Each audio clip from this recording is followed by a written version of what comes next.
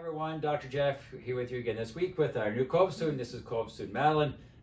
Colin has gone back to school, did finish all his last year, so we're excited to have Madeline with us. So this week, Madeline, what are we going to talk about? We're going to be talking about Achilles tendonitis. This is an injury I've suffered from before, so hopefully I can provide some insight. Okay, here's your foot.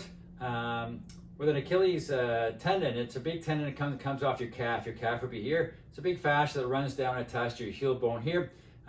It's responsible for kind of making your foot go up and down like this. That's what your Achilles does, right there. So who's more prone to Achilles tendonitis? It's more prevalent in men than women. A lot of times we see it in people who are weekend warriors, so they go out and do a lot of exercise on the weekends, and then they're more sedentary throughout the week. We see it in people who have flat feet or tight calves, and then also people who do hill training. So running up the hills puts your foot in a position where your calf is more stretched out, and so is the tendon. And then we see it in people who have bad shoes. So with an Achilles tendonitis, it's generally not something that comes on instantaneously. So it's not something that all of a sudden you say, oh, this is really sore. Usually it comes on slowly. So you go out and you do something for a long walk, or you go run on the weekend, and it feels a little stiff, and the next morning it feels a little stiff. But as you get going, it kind of goes away.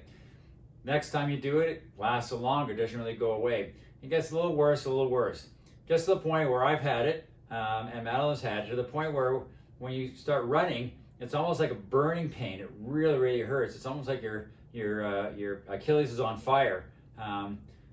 So generally, it's an overuse type of injury. If it comes on suddenly, generally we look for another cause. It comes on quite slowly. So some things you can do at home to help alleviate the pain that comes with Achilles tendonitis. You can actually do a little bit of an ice massage. So you can put a bit of water in a plastic water bottle and freeze it, and then go in and massage the area. This will help reduce swelling and therefore take some of the pain away.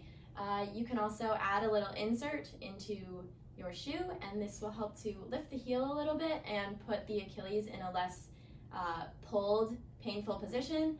And the best thing you can do, obviously, is just to rest from your activities and give it a break. So if your home treatment's not really working very well, what we can do here for you is one thing we do here is called shockwave therapy. It is a hyper-intense ultrasound that goes in and breaks it up. It's really good for anything that ends in itis or osis, that ends in an SIS.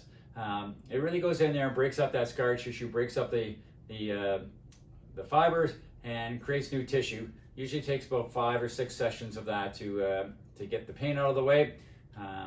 We also put laser on that. Cold laser is a very good thing for helping anything, again, for the tissues to heal up quicker. Dr. Adrian also uses something called Graston, which is a special tool that she does to go in and again scrape that inflammation, scrape the scar tissue away. It can be quite painful, but again, it works really well at getting rid of the tendonitis. If you have any questions about anything we talked about today, you can give us an email at jgoldsworthy@goldsworthywellness.com, or you can send us a message on Facebook. And as always, if you like the video, be sure to give it a like and share it with your friends. And here at Goldsworthy Chiropractic, We got your back.